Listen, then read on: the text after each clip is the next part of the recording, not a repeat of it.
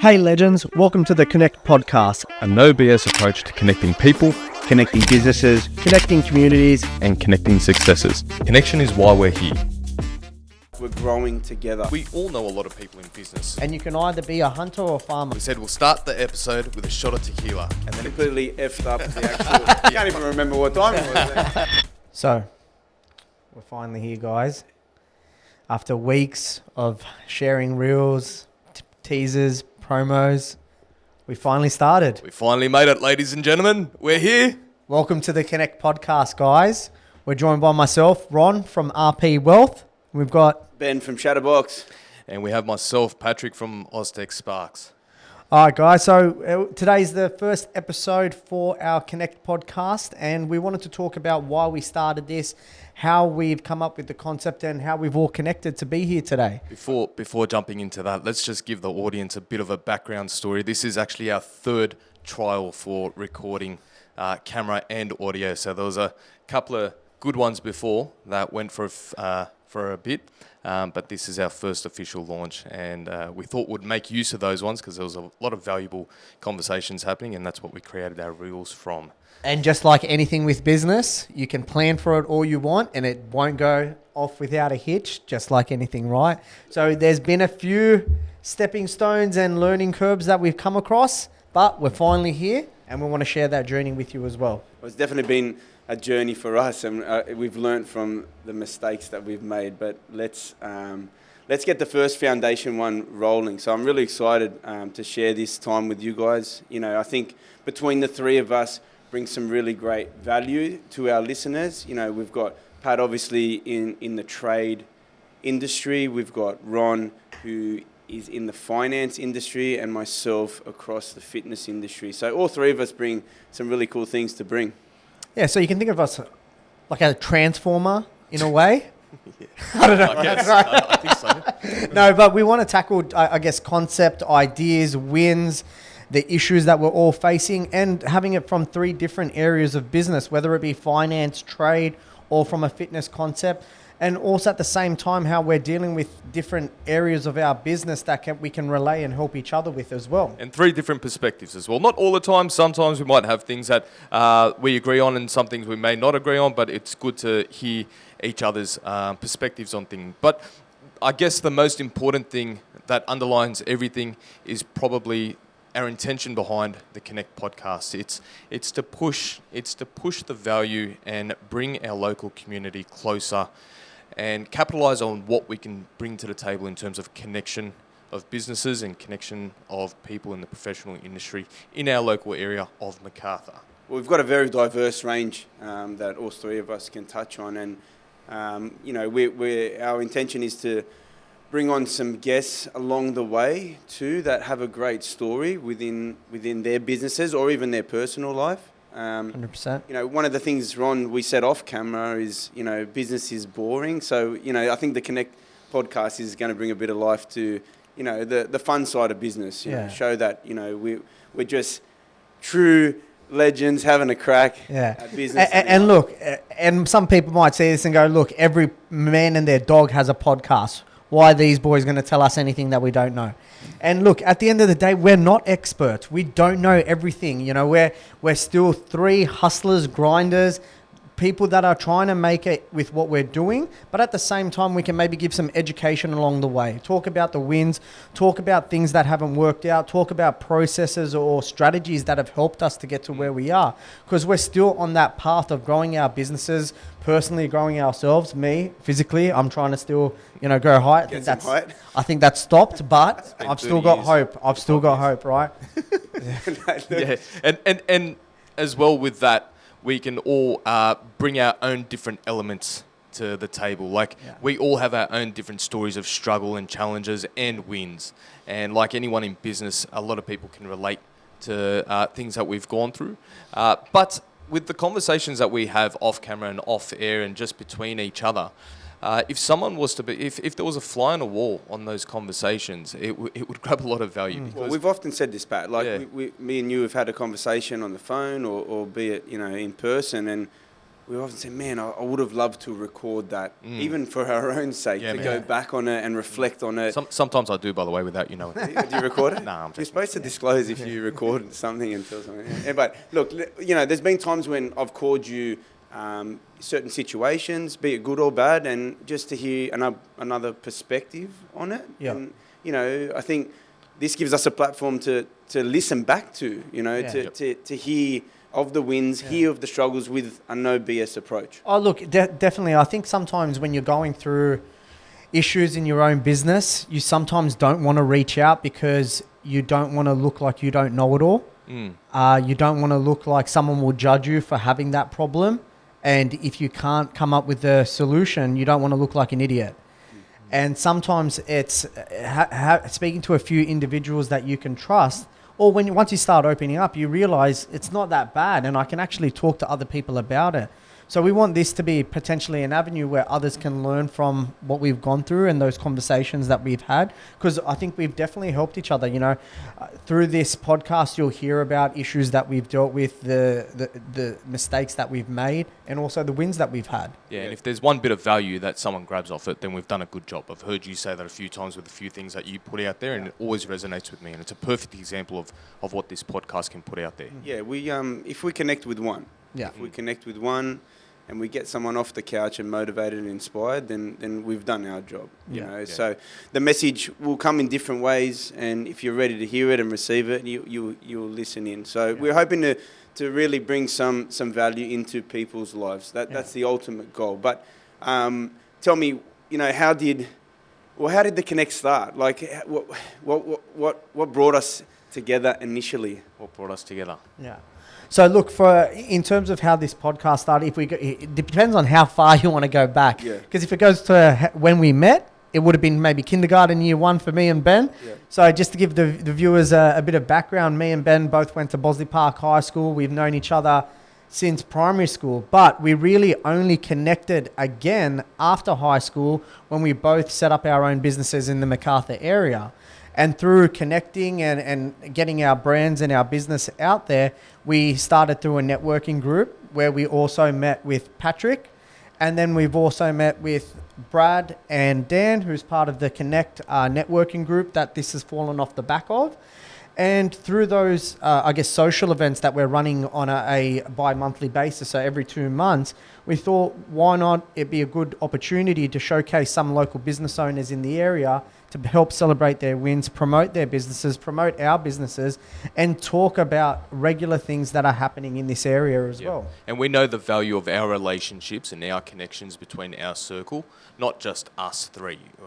The relationships that we've built up outside of this room and from the other networking group and what bonds we've created off that and what it's meant and done for our businesses and the way we approach things as well. So a lot of people sometimes get a bit taken back by the whole concept of networking, and it might sound a bit frightening to some people, and it might sound a bit intimidating to some others, and it might sound a bit boring and cliche to others in business, and there's a bit of a stigma behind it.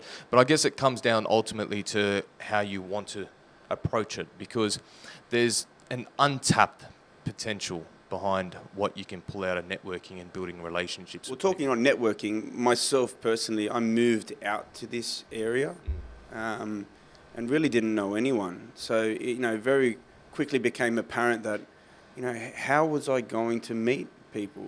How was I going to meet like-minded people?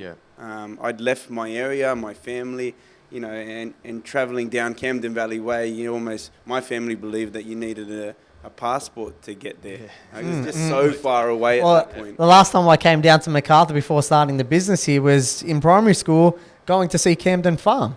I did not know what was out here, and when I started thinking about setting up my own business and looking at what areas to focus on, when I saw a few clients were moving out this way, I didn't know the potential of MacArthur. Even though Bosley Park is only 20, 30 minutes up the road, this was always an area that was kind of Campbelltown. The riffraff. Even though we're from Fairfield, it was seen as the next suburb worse than us, right? So there wasn't a lot of the business. The area was so green. The area was so green. And we were the same. Like Megan was working as a hairdresser out this way, and she'd come home and always say, she was cutting the developers' wives' hair, and they would say, oh, you know, the area, there's projections for Oran Park and the raceway, what was going to happen there. And she was hearing all the inside guys. And I said, man, this place is going to blow up. Yeah. You know, this is a really untapped area, which it excited me towards moving out this way, because I thought, okay, it's a growth development area. There was projections for shopping centres and all the things that we have now. Mate, even when I was talking to other financial advisors when I first started my business, the first 2-3 years of telling people I'm out at Oran Park was laughing at me first. Like, why would you set up out in the sticks? Why would you set up a business out there? And there was a stigma, I reckon, for a good 3 to 5 years before a lot more financial advisors started moving out this way, a lot more people in finance, a lot more corporations started moving out here. And this is going to be the next CBD of Sydney, right? There's a lot of growth, there's a lot of self-employed people, there's a lot of money moving out here. And now people really see the potential over the last few years. 100%. We're 15 minutes, about 15, 20 minutes away from the new airport, and I think with that brings its own opportunity, you know. And you know, we've had some success with starting our businesses out here, and the connect and the whole networking sector that we've met each other from has allowed us to meet some really great people in this area, and we all feel like we're growing together. You know, and for the guys that are collaborating, the guys and girls in business that are all collaborating together, we're all on a mission together. You know, so and I'm going to say it now. We are officially the area. This is the area. This is it. It's a very thick accent you have to put on. You have to say it like that. You can't just say it normally, right? Look, I'm really excited still by this area. I really think that there's huge opportunity for us to continue to impact the area and build 100%. The community. I think that the demographic out here is young and vibrant. The communities backs each other. They're really loyal out here too. They're really, you know, when they see a new business, they want to support. And they want How to get good is that? That's exactly what I loved about coming into Oran Park. Before this, I used to work in North Sydney, and then I was working out of Parramatta. But it was very corporate-y and business versus business mentality. Like, it was very cutthroat.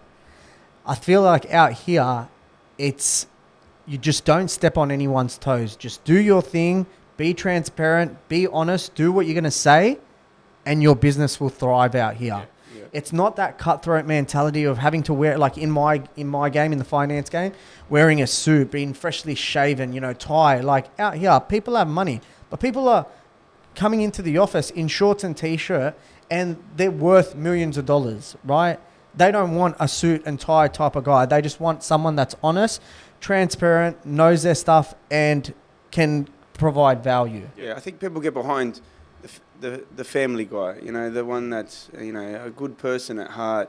You know, don't need to pump your chest out all the time and act like I'm a business owner. You know, just be real, be raw, and be yourself, be authentic. You know, and that's, I guess, why, again, I'm using connect, but that's why we connected as friends now, outside of business, because I see the potential in your businesses. I see that we can work together and collab, but I just see that you're the genuine guys, you know. Well, look, it's probably a good idea that we maybe give everyone a bit of background on who we are for those that don't know us, right? Because probably the 5 people that are listening are probably our mums and maybe a couple of friends. I have an auntie that promised you. But it's probably good for maybe people that are tuning in for the first time that don't know us or have seen us in different areas. Give a bit of a background. Yeah. Unless I set my mum up to watch the podcast, she would be able to do that. But hi, Karen. How are you? The 500 watchers will be her. After this. Well, at least you got to mention, right? Shout out to mum. No, all right. Yeah. So look, I think, you know, Pat, Oztech Sparks. My background or your background? Yeah. Look, I want to intro you, and I don't want to talk about myself. You know, I want to talk about you. You know, we just celebrated.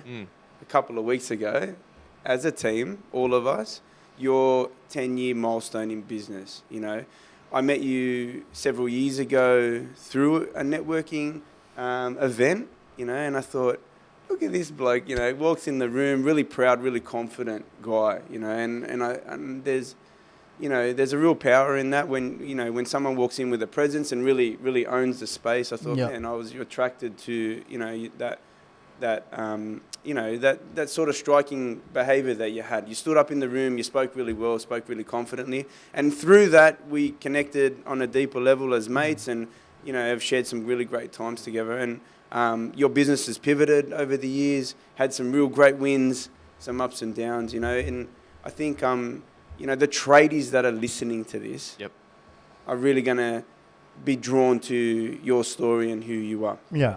Because I think you have done great from the point of view of going through those ups and downs, those pivots, changes in systems, changes in processes, you being open-minded in the way you do network and do try different avenues.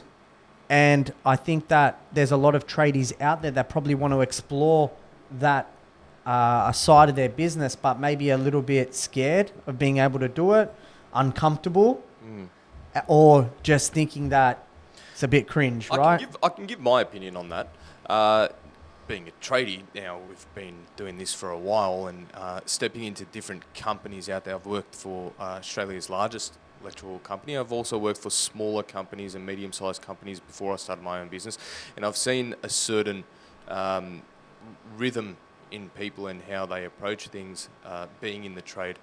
But the underlying factor that I've noticed is that tradies just like to, they don't like to show themselves or put themselves out there because of the banter that goes on in construction sites. And it's not necessarily a good or bad thing, but it obviously, if you're looking at it from a business perspective and business growth perspective, I would personally say, in my perspective, that it might slow down how far you want to grow and take things, because through the power of networking and through the power of connections and relationships, that's where you go far. And that's when you go far, tapping into people's intelligence and asking them questions and not being afraid to ask for support and not being afraid to be vulnerable and that sort of thing. Because a lot of people, especially in a male-dominated industry, there's a stigma behind being open and vulnerable, especially around guys, which now I think in today's world is starting to be a bit more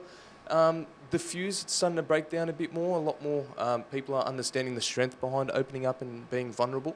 But there's still definitely a lot of people out there that will hold back on that, whether it's them wanting to connect on what the concept of being a man's man is, or just them being shy and not wanting to put themselves out there, whatever it is. But with tradies, my personal opinion is we would find it a bit tough to put ourselves out there until we started to see the value, until we started to understand the value, and then until we got sold by the concept and the idea of what putting ourselves out there ends up looking like for us. So it was a bit tough for me putting myself out there at the start, whether it was on socials, taking videos of myself, me speaking to the camera and that sort of thing, after 600 takes for one video that would post, or me putting myself out there and speaking in front of a crowd. It was never a confident sort of person. Well, none of that is natural. Yeah. For anyone. 100%. And we talked about it before. It's that cringe factor, right? Whenever you're trying anything for the first time, you feel cringe. Am I doing it right? Like, even recording a video, like I record a video and I'm like, oh my God, is that how nasally I sound? Is that how big my nose is? Like my forehead's so shiny. And I'm probably giving the viewers some pointers to now look at. So they just zoomed in. I know. Let's so apologies for that. But it is that cringe, and no one's your own biggest critic, right? Yeah. And no one's going to see you the same way as you see yourself. So when you were saying before, the first time you got the impression of me standing in the room being confident in this and that, man, I was the furthest thing from confident the first time I stepped into that room. I just thought, God, I'm standing in front of a whole crowd of people.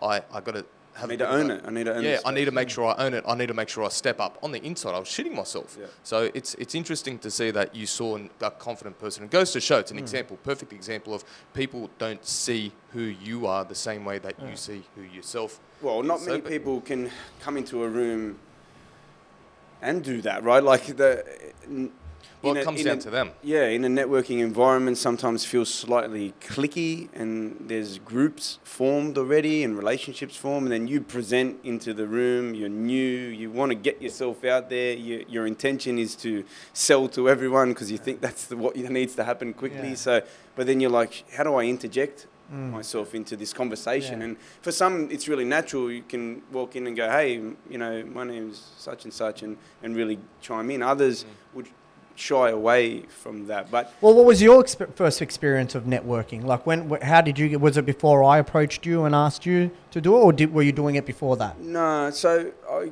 was originally a tradie like Pat, so I can relate to the things that Pat talks about. I was a tradie with an ambition to sort of get off the tools and run my business, but I could never get it right just because I didn't have the right structure and processes in place. So it forced me to continually stay on the tools and work until I pivoted into other businesses. But in talking networking, I think for 2 years, it might have been longer, Ron, you were pestering me in different avenues, emails, Facebook, messages, just calls. I thought I'd try one to start with the email, then a phone call, With then different- text message, and start the routine every year. Different pictures, sending me photos. How good is this, Ben? You'd have so much fun here. What sort of photos?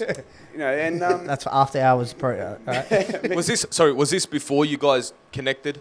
yeah. Like So before off you the met through backstory of what business. Ron said before, we obviously went to school together.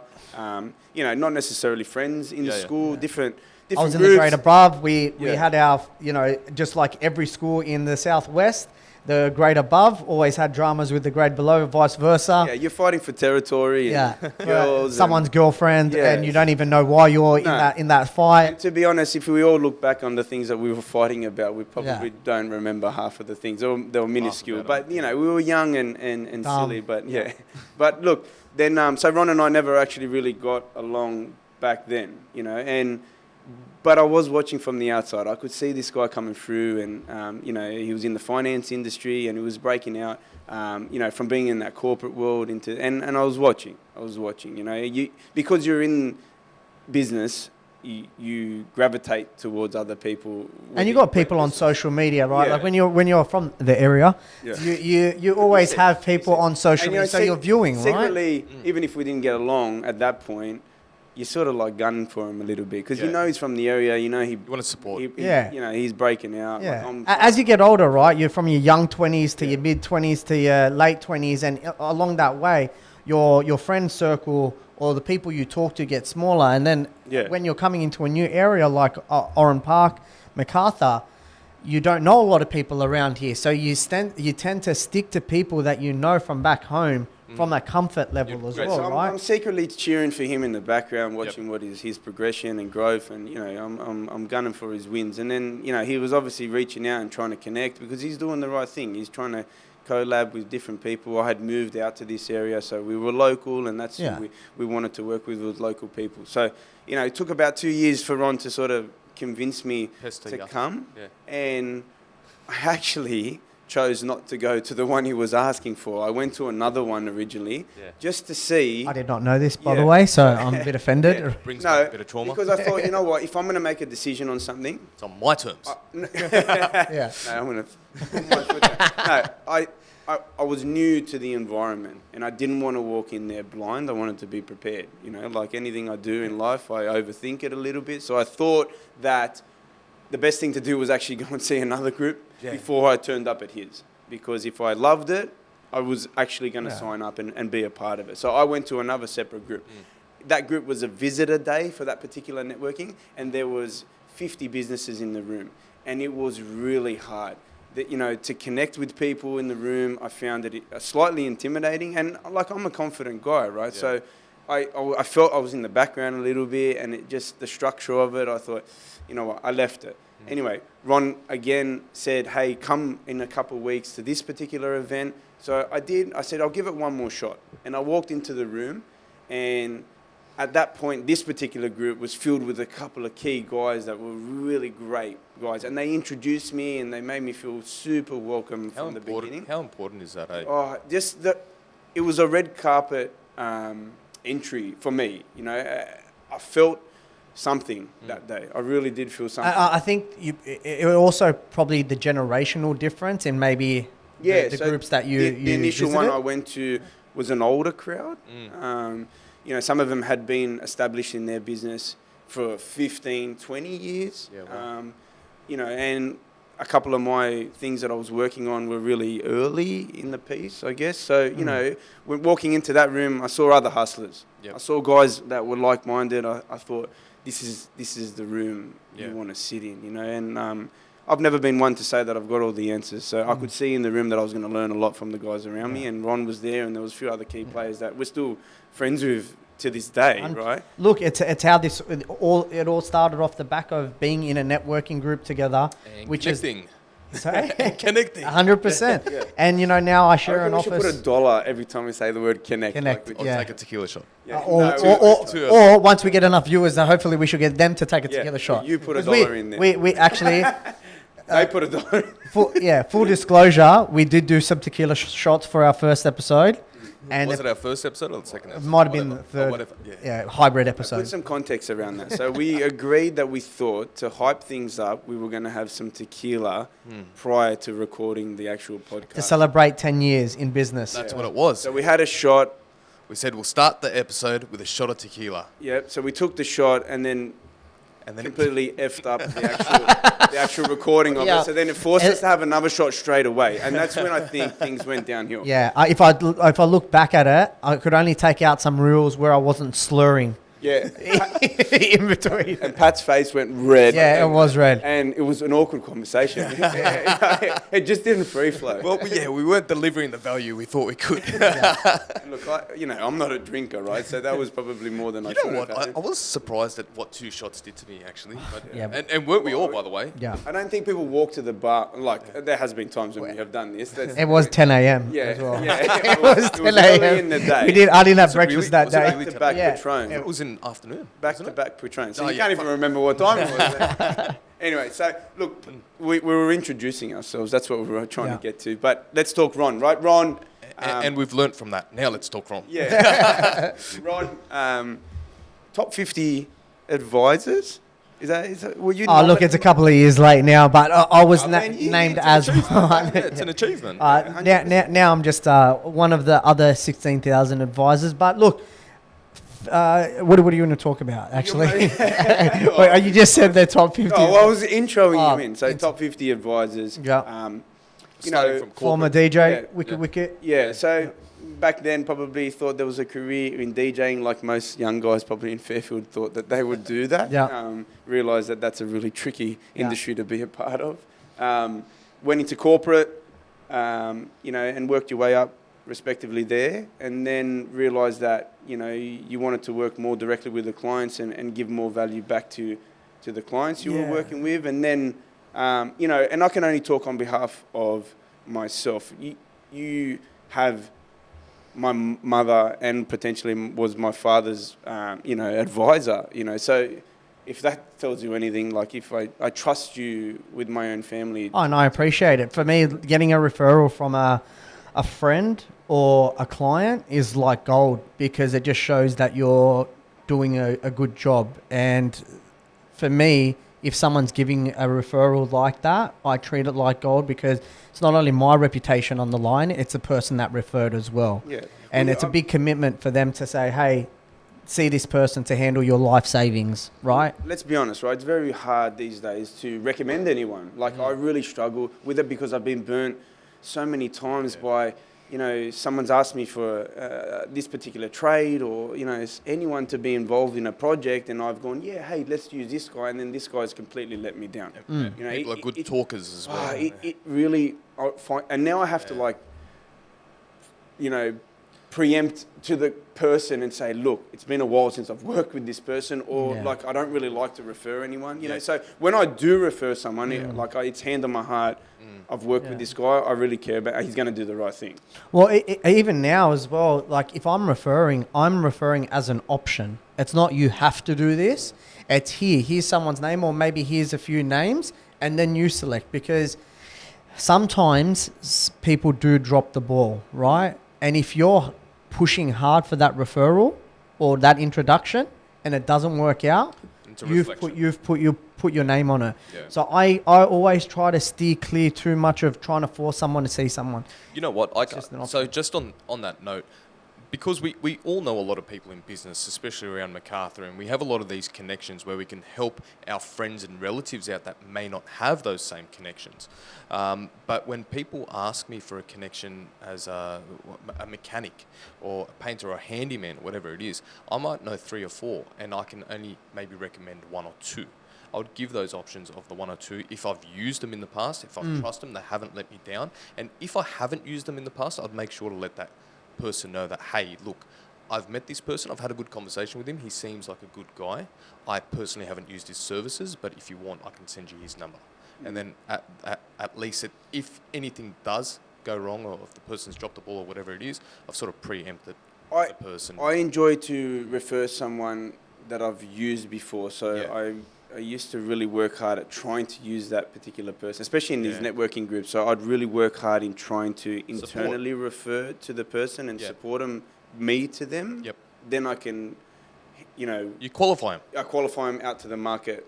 Obviously in the paint, I also own the paint shop, and through the paint shop, I deal with many customers a day, and many of them are in the midst of a project, and that project can flow from a DIY project all the way out to they're buying their first home, so that I'm constantly thinking like, who can I bring on from my network to help this particular client. Now, if it's a successful journey for them, like I've given them Ron, I've given them Pat, they've done some electrical, they've done set up their financial future. DJing. I've given them a band, they're having a party, he's DJing at it, things.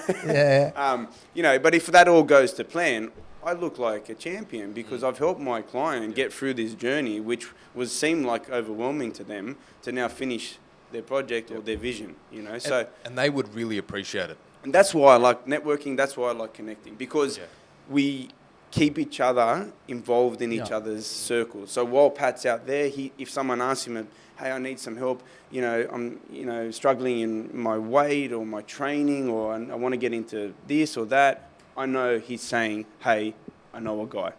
Or hey, I'm struggling with my finances, I want to set up my super, or everything's out of whack. Hey, I know a guy. And because we do that, we work really well together. Oh, look, even when I tell my clients, like something that I tell clients when they come in for a meeting about their financial advice is, we go through a presentation at the start, which is just talking about our business, talking about their goals and objectives and how it all aligns. But we start also introducing them to their team of professionals, right? We say, and this is something that I tell clients, is that they should see themselves as a celebrity. And every celebrity has an A team. They have a publicist, they have a manager, they have someone that runs their socials, they have their assistant. But every investor should have their A team. They should have a mortgage broker. They should have an accountant. They should have a financial advisor. They should have a solicitor. They should have a property specialist if that's what they want to do. Because those people are going to be your go-to people that you're going to go to that's going to help you to achieve your goals. Totally. So when I'm helping someone, when they come in, they might already have their A team of people that they use, or 1 or 2 individuals. So I don't want to take that away from them. I want to say, hey, I've got a network of people that you can utilize, or if you're comfortable with who you're using, by all means use them. I have seen a lot of people be burnt by pushing away their existing A team and being pushed into someone else's connection. No, never push. Just advise and suggest, and then I always say, look, because totally. Like I could sit with an advisor and not click. I could sit with a real estate agent. I have several times on selling or buying properties, and you sit with, and you just don't vibe. I would, even in the fitness industry, like if the person comes, we pre-qualify them.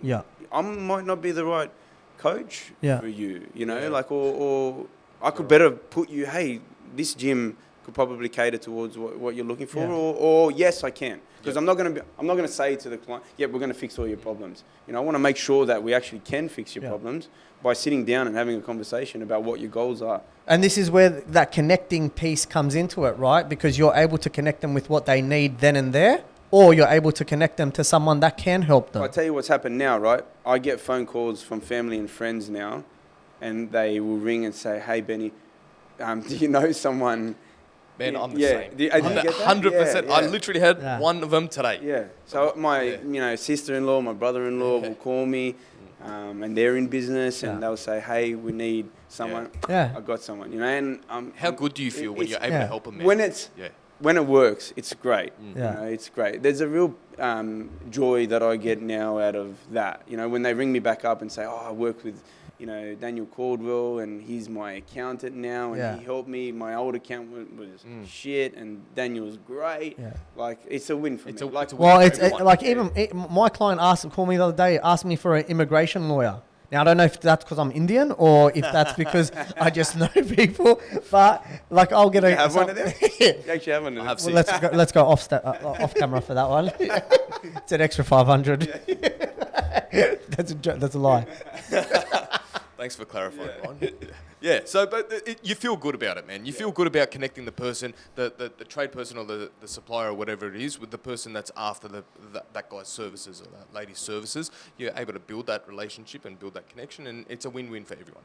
It's a win for you, able to build that relationship, and it was a win for the supplier and a win for your family member or friend. And I think that's the best part of being part of networking circles that bring value and that really are determined to build something bigger than just, hey, let's meet up and have a conversation, dry, cold talks and that sort of thing. And that's where I've seen a lot of people, business people in your world, where they haven't got that determination what's my or world? that skill In the in trade terms of the world? trade world, Okay, right? yeah, yeah. Being able to network or network, they either... I tell you what a tradie does, right? I'll tell you what a Let's tradie go. Tell me, It's gonna be tell me. No, because Yeah. I was the same. Yeah, right? yeah. As a And you deal with tradie- them a lot, man. Yeah, You- coming in, I'm still 100%. in the industry of the trade, but being a tradie before, I would only fish where the fish were biting. I only networked with who I believed would give me more work, be it the builder, developer, project manager. That's who I was connecting with. Yeah. So I was networking with him specifically or her specifically, and taking them for lunch and doing the the things that you believe that to butter them up, I guess, to continue to give you work. Yep. Did I ever think about networks outside of Yeah. networks? No, because I didn't think there was any value on that. And those ones are long-term networks, and I think that's where sometimes people, they come to a networking function or event and they expect Expectation. Money, result. yeah. Quick 100%. result. Dollar figures. They're putting dollar figures on every conversation. They're putting man. dollar figures on, oh, okay, I'm paying this membership fee. If I come here twice, hopefully I get 2 clients. So they're already putting numbers on everything, right? And if it doesn't work after 2 or 3 months, it's like, man, that was shit. That Yeah. didn't work out for me. But I got X amount of leads, and out of those leads, that it's short-sighted. They don't see the bigger picture. For me, business has always been long term. Anything that we've been a part of or that we've set up, it's never been a quick turnover. It's like investing in a property. You shouldn't be buying and selling in the same 2 years. You really should be thinking about, and I'm no agent, but always purchasing and sitting long term. That 7 to 10 year cycle of staying in business. Grinding it out. And within that, maneuvering, pivoting, adapting with the times, and that's where you see the real thing. If you're coming for short-sighted, money value, then it never works. Yeah. It's never Well, I think there's two, and this is what one of my mentors taught me before I started the business, when I was at my last business being an employee. There's 2 types of business owners. You've got your farmers and you've got your hunters. The farmers will expect the business to come to them and then just sit there waiting for it, thinking that they're a specialist at what they do. People should not go to them because they are the expert in the industry.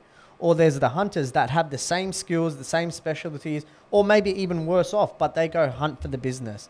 And you can either be a hunter or a farmer. So I go in that mentality of being a hunter in that field, because you can also be... you could know everything. You could be the best financial advisor, most technically gifted, know everything in this space. But if you're not getting people coming to the door, how are you going to showcase your skills? Whether you're a doctor, whether you're a pharmacist, whether you're a dentist, whether you're a tradie, whether you're someone that works in fitness, we're all salesmen and women at the end of the day. It's about how you get in front of people to show value, to showcase your skills, to show your knowledge, and to be able to then attract and grow your business. 100%, 100%. You said something there. We're all salespeople at the end of the day. Now, me personally, I can relate to not feeling congruent with that term, a salesperson, yeah?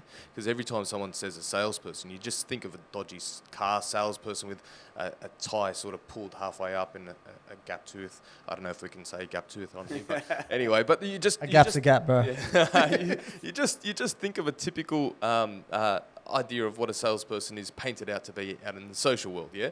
So when someone painted the picture for me of a business owner having to be a salesperson, I didn't know how well I wanted to connect with that idea. But at the end of the day, I then looked into it further and further because I was a business owner at that time. I wasn't doing the greatest in sales, but now it all makes sense because I didn't connect with wanting to be a salesperson, yeah? When I looked into it further and further, it all comes down to what your selling approach is. If you have value and a service that you're able to give, it's just an exchange of money of those services. You have something you have to offer. If it's done in an ethical way and is able to deliver value on the other side, then that's what the connection of sales should be more to. Because no one here wants to. If you're doing business ethically, you don't want to sell something to someone if they don't need it. Well, I guess I can talk from both perspectives there. I'm in retail, sales, so I am a salesperson in the paint industry. And then I work in the fitness industry where I'm not actually selling to the client. I'm working with the client to achieve their ultimate outcome. Yep. So if I act like a salesperson, a direct salesperson to the client, I look like I'm selling 100%. to my fitness industry clients, right? But in the paint shop, I am actually selling, but but I think overall what we try to achieve with all of our clients, all three of us, and this is where, we will talk more about how businesses align regardless of industry, is we're working with the client to brainstorm what their desired outcome is. Because we have to understand what the client needs. Because I can tell you the last 15 clients you've had have all had a different desire. Yeah. Right? But if you don't have great listening skills and understanding what the customer wants, then you become a salesman because it's like, no, this is the way I'm doing it. This is our structure. Bad luck. You're just thinking about what you're going to say next, as opposed to listening to what they and how much you're going to pay me. 100%. Yeah, and no one relates to that. Like, I find even for me, It's the wrong way of doing it. Yeah. Like I always, when I started financial advice, and this might be from my childhood, but being of Indian heritage, it was always that sleazy salesman, the Indian salesman, like being in finance, it was always the pushy Indian. And I always never wanted to be that person. So for me, it was about, if I can educate and show value and educate and show what I'm doing and being transparent, hopefully the clients are going to get enough information to make a decision based on that. And if not, I haven't done my job in terms of showing that value. But I've quickly learned to realize you can either show too much value and they walk away and do it themselves, or you can give enough value to be able to say, hey, I'm also needed in this process, to then have them come on as a client. And there's that. As you go into business, you evolve and you learn in terms of how to show that value. People will feel your authenticity. Yeah. People will feel you before they hear. They can feel a person's intention. And you said something before that I laughed at, because I can relate to that, where you're able to sit down with the client and add that much value that they just take everything that you've said and do it themselves. You think to yourself, man, I've just spent an hour and a half with you. I've just given you everything I have. In the paint shop, that happens to me all the time. And I you just give feel them a bit all the prostituted. information, because I'm really fueling them to get ready for this project.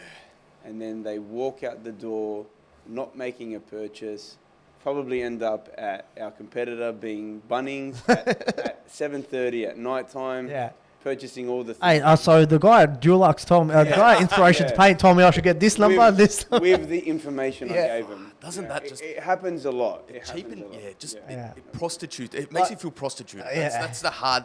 Yeah, it's the hard. It's a bitter pill to swallow. Yeah. You know, my guys have often said that to me, like, how much information do Yeah. we give? You know, and I say to them, I want to make sure that the customer feels confident enough in tackling the project. If they choose to purchase from us, it's their choice. You know, Yeah. we still have to do our due diligence in providing value and providing the information. That comes down to your values, your company and personal values, Yeah. because you don't steer away from not delivering on the value to the clients. Whether they stay and choose your services or products, that's on them. It still hurts inside, but that's something that who you are on the inside. Like that, I can so relate to that, man. And it's frustrating because I constantly ask myself, where do I draw the line in how much value I'm able Are you more to vague? Like, do you be more vague in the approach? Like, Yeah, you think that, right? Yeah, Like, but I just want to educate and give as Yeah. much value as I can. Because sometimes pre-sale, and then it's like, far out. Should I have drawn the line Yeah. there and then given them that value after the sale because they've just Because taken it's a everything G I've up. said? It's a G up Yeah. to you where you feel good when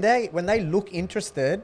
You feel good, right? And you wanna help. Yeah, You wanna help as much as you feel can. good that they're taking it in because finance is boring, right? So when someone looks interested and is writing everything down, I'm like, okay, like especially when I was younger, when people are writing it down and listening to everything you're talking about, contribution caps, amounts to put in, tax deduct, they're writing it down. You're like, oh, they're really like taking down this stuff, and then it's like, oh, they're only taking it so they can just go off and then re-look into that stuff and go implement something themselves. Yeah, look, you know, you have you can't let that diminish who you 100%. are. Yeah. You know, like every customer deserves your best. 100%. Every customer deserves. But it's also about like I used to do my first appointment no charge, right? So that's about an hour and a half of my time that I was always giving that first appointment. Now I'm at a stage where I can't give that like a free appointment and give all that information because that's an hour of my time plus booking the meeting, have that initial phone call, sending a email after the meeting. It's probably 3 to 4 hours together. Well, it's Now- why tradies charge a call-out fee Yeah. for And some particular. some tradies are starting to, fee, go back. implementing Yeah. quoting. And now I do charge for the first meeting. So even if I am giving information like that away, I've been paid for my time and I'm giving some general advice, and whether they choose to go ahead with me or not, I've received a payment for it. But that's So- a testament to your business growth Yeah. and to the growth that you've had in understanding the value that you're able to deliver. That's right, because I know if a client doesn't sign up, I hopefully have given them enough information to go off and make a decision about what they want to do or have enough information to do it themselves. Yep. Because now I'm at a stage where it's not about trying to, at the starting stage of your business, right? You're trying to get every single client. As you evolve, you start specializing in certain needs. Like for us, it's I love working with retiree clients or pre-retirement clients, business owners. And so I'm focused on that. So now if a younger client comes that is saving for their first deposit to buy a property and just needs some help around understanding how loans work and how borrowing works and how setting up a budget might work, I'll give that information, and I know that they might not be able to afford the financial advice, but I'd love for them to get some education, go hit some goals themselves, and then maybe in a few years' time, they can come back when they're in a better position to be able to get that financial advice. Look, in the fitness industry, it happens to me all the time. Guys will come or girls will come and they're a little bit deflated. They've tried a few different, diets and, things haven't quite worked for them. They need sometimes just advice, and they'll reach out because they've heard we do really great things and we get results, and, I'll give them the information that they need. Why are you just looking at me when you're talking? Like, I Pat's did here look as at well, Pat. right? I did look at Pat. I know I'm fat, Yeah. okay? I did look at Pat. No, I give them the information because if I can get this guy or girl off the couch, motivated, inspired to go and do something, then it's a win for me at this point. I'm past the point of the startup phase of my business where I saw dollar signs in the customer, and maybe for lack of a better term on that, I Yeah, I didn't get see it. everything as transactional. Yeah. You know, I You can't see it. Well, we everything know as- that now because we've been in business for that long. Yeah, At the start, you know, I've watched these younger boys come through or girls that start business, and I think back to how I was back then, because obviously you've got overheads and and you believe that you're worth yes. something. Yeah. I've studied this. I've put my life and soul into this. I deserve to be paid X amount of dollars per hour. And when I work out my return on investment on these conversations, you're not worthy to me, And And sometimes people get in the ear of these people fresh starting into business saying, "No, you should be whatever." What I quickly realized is that that's not the way to do business. This is what you said. We're farming long term. We're farming long term, And if someone walks away from having a conversation with you, regardless of transaction, and they get a lot of value and they see that you're a genuine guy, they come back. But they might not come back themselves. They might tell their friends or their family, "Hey, I met this guy Ron. Yeah. He's really genuine. He gave me information. He helped me to some degree, right? And he just seems like a great guy. Call him." And the greatest business that I've done has been referral based. Yeah. 100%. Sometimes it's of someone that I did something for that I didn't charge him for. What do you mean? If somebody, I've put on, a free personal training session for someone that was struggling financially. He'll call me and say, "Hey, I'm down and out. I've got no money. I need to get my life on track." I'll say, "Man, come in and do a session." I do a session for him. Cost me time, cost me money, cost me fuel. You want to break it down? It cost me. Yeah. Let's be honest, it cost me. Do I try and milk that kid out? No. I do what I need to do, and I send him on his way. Yeah. Then 6 months later, he comes back. And he brings 2 mates in with him, and they've signed up on a membership. The beautiful thing about that is your initial approach to that is connected to the intention of just wanting to help. Yeah, and you weren't thinking about that, right? It's come off the back of You that. weren't connected to what is this guy going to end up doing for me later. It's just at the start, let's just help and support. The rule of reciprocity, that's what that is. Is that the word? Reciprocity, yeah. So when you do something to someone, when you help someone or support someone, there's an internal drive in the other person to want to give back to you. So I don't know how many people are connected to that now. I think it's a human element, but some people might shut themselves off from that now in today's, or some people. But I guess that's it playing out. When you're doing things for other people, you're doing it with the intention of just wanting to help and support and guide them.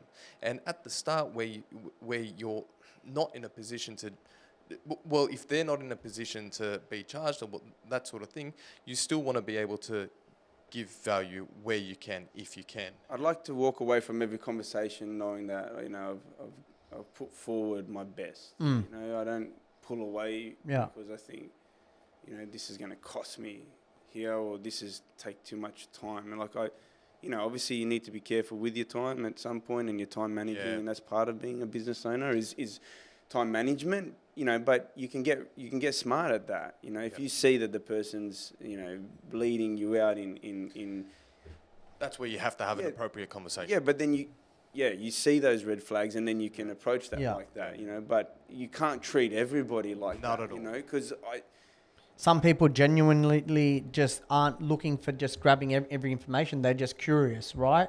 They're just curious about finding out information, but there's people that that are just going to suck that information. Yeah, and milk, those, right? It's exhausting. Suckers, you get better at managing, and you can control the situation better. You don't get caught up too much in it. You know how to deal with them, and then if someone's genuinely, man, this guy wants to have a crack. And you know what, for me, I'd rather help someone, put him on his way. He goes out and has a crack, comes back to me and said, because of that conversation that me and you had, Ben, look what I'm doing now. I've lost 15 kilos. I'm wood training. I get it all the time. I get people message me at 10, 11 o'clock at night sometimes, down and out, need help.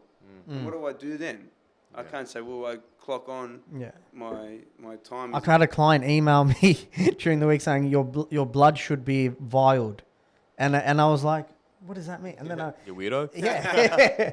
But then I read into it. She's like, oh, you've got you're so generous that your blood should be bottled and vialed. And I'm like, okay, it was a very but it took me a while to understand it. But That's a nice way of saying. yeah, it was. a weird way of saying it. I convinced her to go on holiday. She's like 80 years old.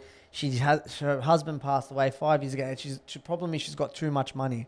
I told her to get I told her a first class trip to Adelaide wine country.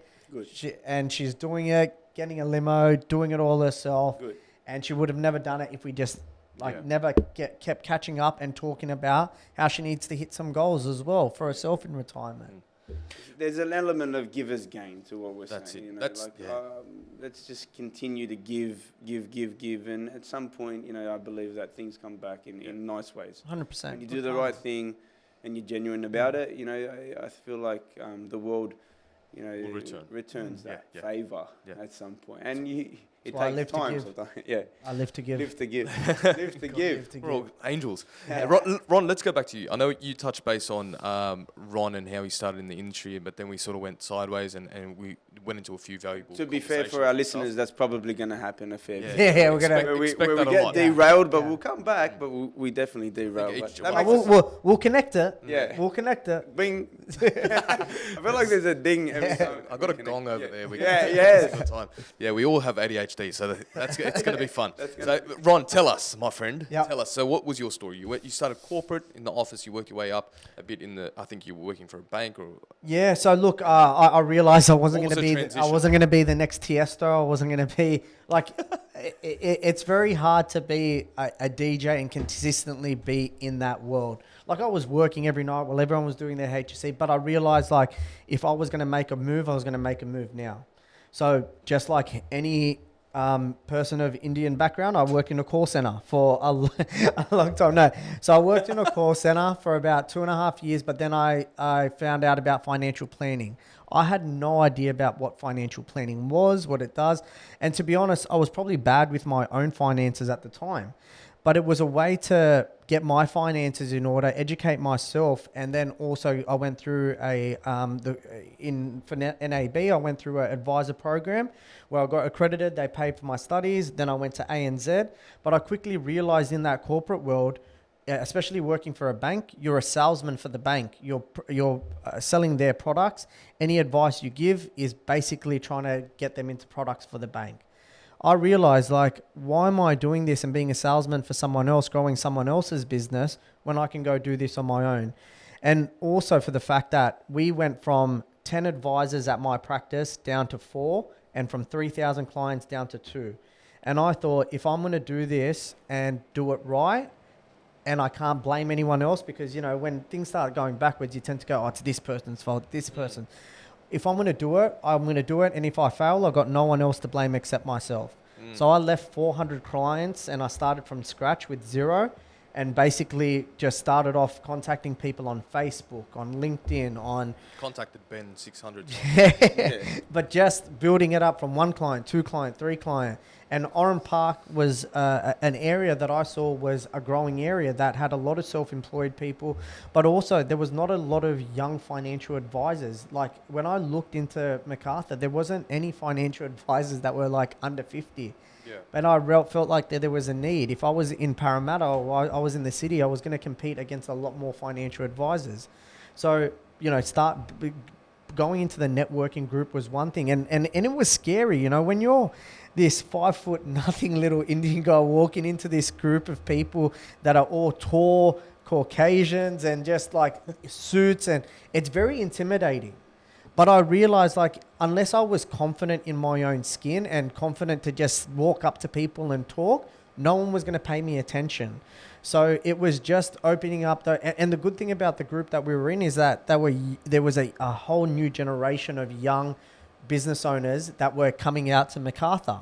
And I feel like why this area is really booming, because it's not just the business owners that have been here, it's the next generation of business owners that are going to take MacArthur, I think, to the next level, which I think is why we're starting this podcast as well. We want to showcase those business owners.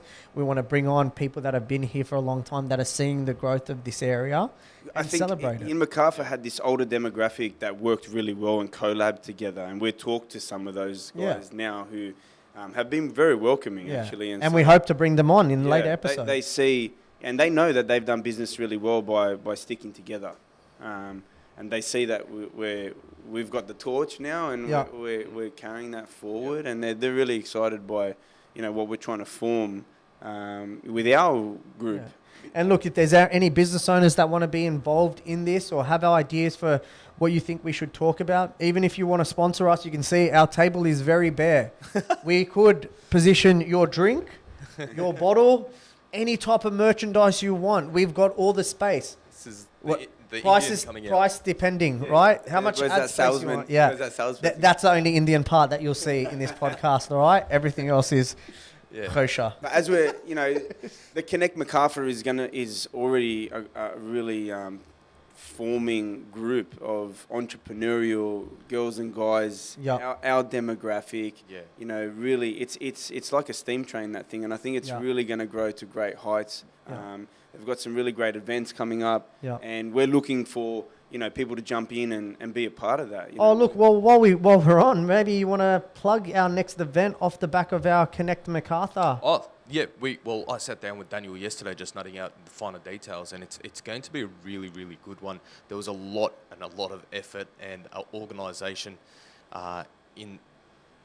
in preparing it and putting it all together logistically and how it's all going to be structured, but we've hit the nail on the head, and we're really excited to see how effective it's going to be on the day. So the intention is on the 30th of May, 3:30 at Bar Ends in Camden. We're supporting another local business who Kim at Bar Ends is an absolute champion. He was Top bloke. Champion. Very Kim, shout out. Very supportive in helping us through the process. We're going to be setting up a speed networking. I was about to say speed dating, but speed networking. Same concept as speed dating. I've never been speed dating before, but I did a bit of research, and Sure, it was research. Sorry, Serena. We really just want to make sure we're building the connections in the room on a valuable level, and we're breaking down any awkwardness between people that show up to the event, because sometimes people come. Everyone has their own insecurities and that sort of thing. And like we said, the cringe factor, right? It's a bit cringe. If they're new to it. Especially when you walk in. Yep. Who should I talk to? I don't know anyone. And we want to cut that out, right? You want to gravitate. You usually gravitate to the people you know, and then you stick to those people, and then you don't really grab as much value out of the night and that sort of thing. But we're always going to have introverts and extroverts coming to networking events, and at the end of the day, they all come with their own strengths as well. So the intention behind the speed networking is to make sure everyone in the room, the 40 people, we're only capping it at 40. Connects. Bing.